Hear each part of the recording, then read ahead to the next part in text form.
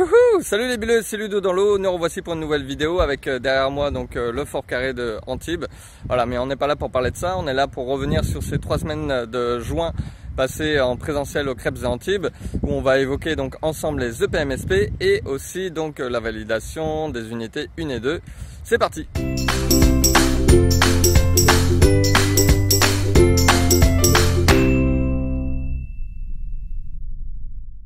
Alors commençons tout de suite avec cette validation de démarche de projet pour valider les unités 1 et 2 du diplôme.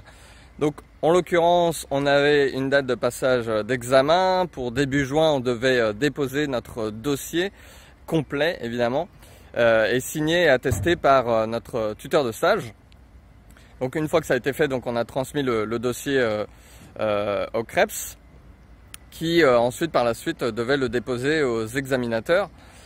Qui avait donc un laps de temps de plusieurs jours pour justement l'analyser et en faire voilà, une analyse complète justement pour l'évaluation. Donc comment ça s'est passé? En fait on nous a donné un rendez-vous. Cette année ça s'est fait donc en visio. C'était la condition de cette année. L'année prochaine voilà, on verra si les choses évoluent ou pas. Et donc les deux examinateurs étaient eux aussi donc en visio, chacun de leur côté. Donc on s'est donné rendez-vous avec un lien, un code voilà, qui nous a été transmis. Et quelques minutes avant donc cette soutenance de démarche de projet, donc il nous fallait transmettre aussi notre dossier de soutenance. C'est-à-dire qu'en plus de la démarche de projet, il fallait préparer aussi notre oral. Notre oral qu'on a pu donc préparer par PowerPoint, qui nous donnait donc un support supplémentaire donc en plus de la caméra pour la soutenance. Donc également ça c'est quelque chose qu'il faut préparer en amont, et d'autant plus voilà qu'il faut transmettre au plus tard, donc c'est précisé une demi-heure avant le début de la soutenance. Donc les examinateurs, si jamais il y avait une panne informatique, voilà, ils pouvaient toujours nous appeler par téléphone et avoir un minimum de support au cas où. Donc la soutenance se passe de la manière suivante: chaque examinateur se présente à nouveau les conditions de réalisation, lance le chrono et puis ensuite c'est à notre tour, on se présente et donc on démarre la soutenance qui dure 20 minutes.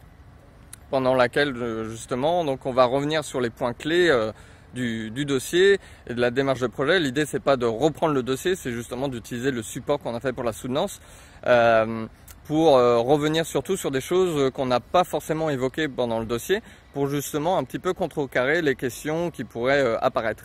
Néanmoins, suite à cette soutenance qui donc n'est pas du tout interrompue, il y a le moment où pendant une vingtaine de minutes les jurés et examinateurs donc vont poser des questions justement pour comprendre ce qui n'a pas été toujours compris, ou aussi pour gratter des points sur la checklist de la grille d'évaluation des examinateurs. Voilà, si jamais il y a effectivement des endroits qui n'ont pas été cochés comme satisfaisants, et bien justement ils vont chercher un petit peu à cocher ces cases-là. Voilà, c'est une épreuve qui se passe relativement bien. Il faut avoir une bonne connexion internet, un bon ordinateur, se préparer à l'avance, faire des tests. En termes de logistique, voilà, il faut être prêt, quoi, il faut être carré, quoi. Voilà, la demi-heure se passe et puis ensuite ils ont 10 minutes pour délibérer dans leur coin. Pendant ce temps-là, nous on a déjà quitté la visio et on a la réponse plusieurs jours plus tard, une fois que tous les candidats ont passé cette soutenance. Donc les critères d'évaluation des unités 1 et 2, vous les retrouvez en dessous en copie. Et donc il est bien marqué en jaune hein, les éléments qui doivent être absolument notés comme satisfaisants, sinon c'est éliminatoire.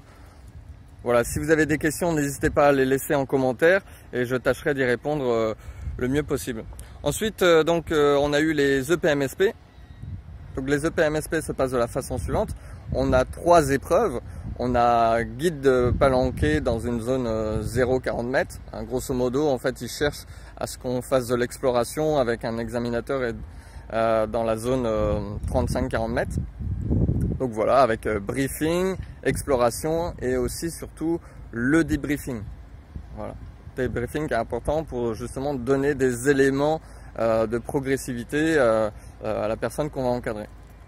Deuxième situation, donc un sujet tiré au sort où en l'occurrence on va faire de la pédagogie pratique, donc tout simplement un exercice.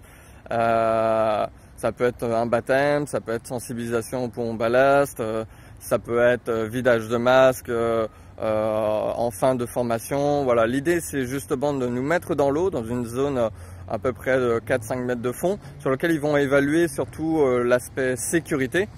Bien évidemment, donc on aura eu le temps de faire un briefing au préalable pour préparer notre examinateur qui devient élève.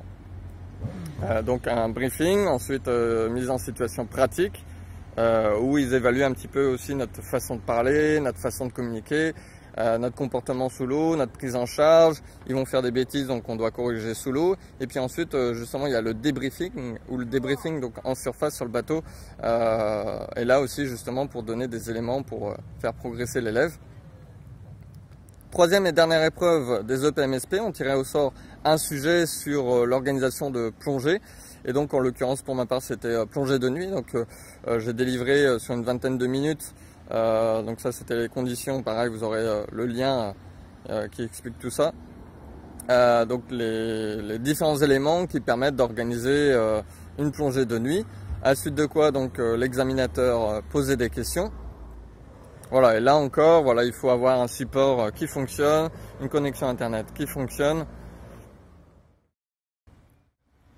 Voilà, si on fait le bilan de ces EPMSP passés ici au Crêpes des Antibes fin juin, voilà, il faut être prêt. Pour ma part, ça s'est plutôt bien passé. Voilà, mon tuteur et ma structure d'alternance m'y a bien préparé. À défaut, voilà, vous pouvez peut-être être amené à aller au rattrapage. S'il y a rattrapage, c'est pas grave, hein. L'idée c'est justement d'atteindre les objectifs voulus pour être capable d'être en autonomie ensuite sur la saison d'été juillet-août. Voilà, j'espère que cette vidéo vous a plu, vous a aidé. Si vous avez des questions, si vous avez des commentaires, n'hésitez pas, un petit pouce bleu donc pour continuer à suivre ma chaîne. Et puis on se dit à très bientôt pour un bilan de la saison juillet-août. Ciao ciao!